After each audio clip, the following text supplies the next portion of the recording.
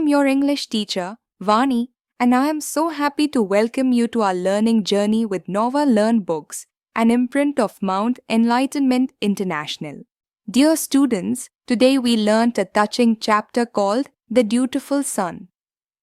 It tells the story of Shravana Kumar, a kind and obedient boy from Ayodhya who loved and served his old, blind parents.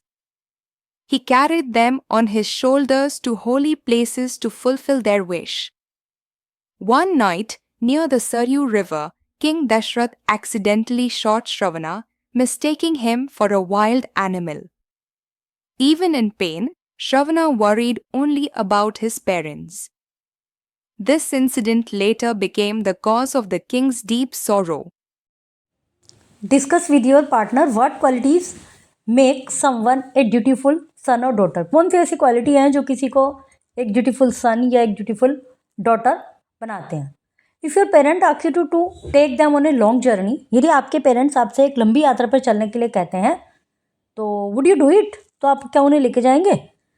या why और why not? यदि yes तो क्यों और नहीं यदि नहीं लेकर जाएंगे तो क्यों नहीं. Let's start the chapter.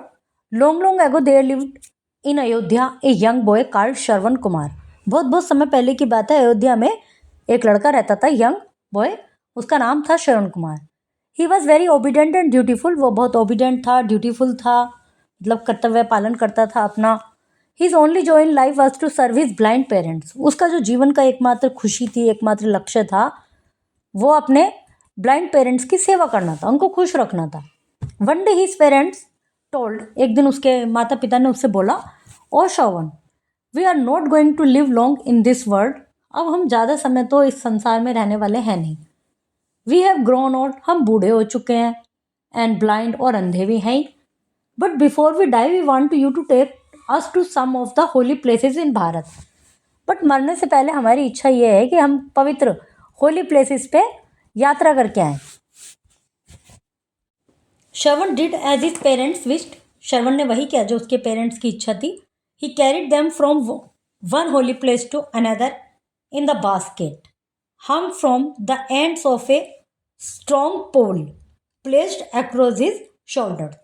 उसने उनको एक पवित्र स्थान से दूसरे पवित्र स्थान इस तरह से, मतलब कई जगह लेके गया. और कैसे लेके गया? उनको बास्केट में बिठाया एक पोल से, उनके दोनों एंड पर एक दोनों बास्केट दोनों पोल के एक इस एंड पर एक इस एंड पर बांधी और अपने कंधे पर रखा, जैसे कि ऊपर पिक्चर में बना हुआ है.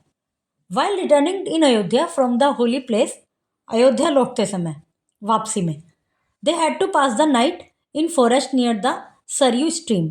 सरयू धारा के पास, सरयू नदी के पास उनको रात बितानी पड़ी जब वो वापस आ रहे थे. At night his parents were very thirsty. रात में उसके पेरेंट्स को प्यास लगी बहुत. They asked Shravan to go to bring water for them. उन्होंने श्रवण को बोला कि जाओ हमारे लिए पानी लाओ.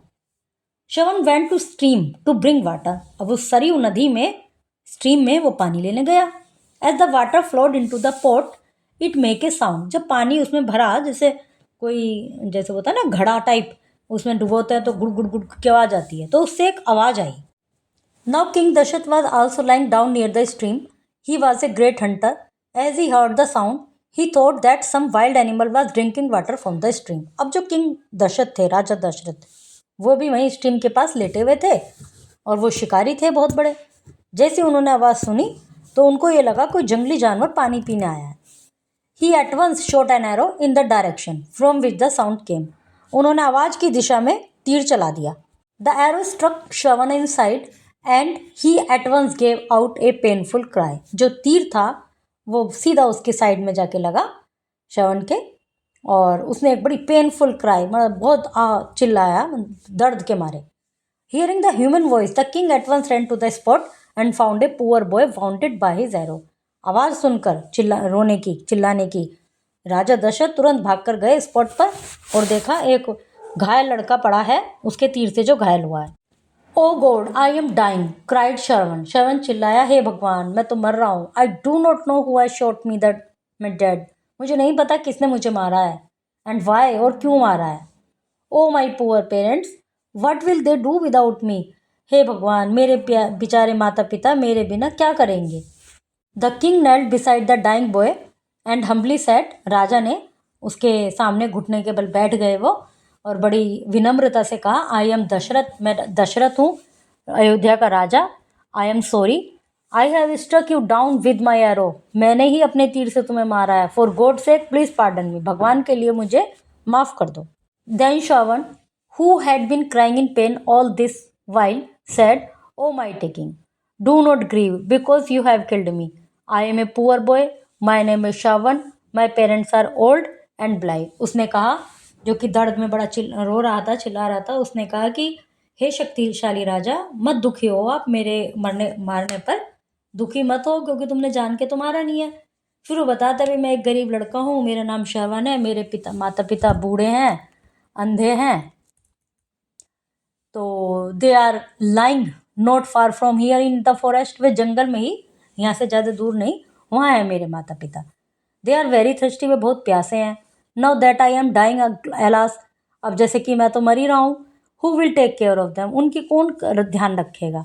सेइंग दिस श्रवण डेड, ऐसा कहकर श्रवण की मृत्यु हो गई, died.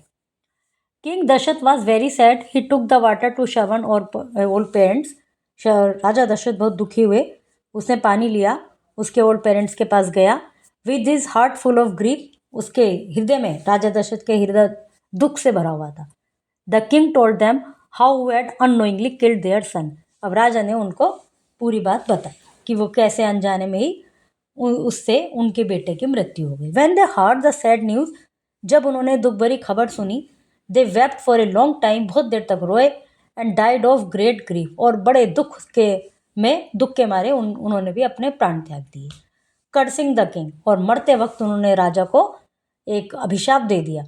O king, just as we die today of grief of for our son, हे राजा, जैसे आज हम मर रहे हैं अपने बेटे के दुख में, in the same way you will die one day of grief for your son, तुम भी एक न एक दिन अपने बेटे के दुख में ही इसी प्रकार मर जाओगे। And the curse came true, और उनका जो अभिशाप था वो सच हुआ। द किंग दश died of grief for his son Rama, whom he had sent to live in the forest for 14 years, और राजा दशरथ की जब मृत्यु हुई, वो जब हुई जब उन्होंने अपने पुत्र राम को 14 वर्ष के लिए वनवास को भेज दिया था। उसी दुख में उनके बेटे की मृत्यु, मतलब उनकी खुद की मृत्यु हुई अपने बेटे के दुख में, तो उनका जो अभिशाप था वो सच साबित हुआ। Dear children, this story teaches us the values of obedience, love, sacrifice, and respect for parents. Shravana Kumar is remembered even today as an ideal son. I am proud of you for learning such a meaningful lesson. See you soon with another inspiring story from our English reader.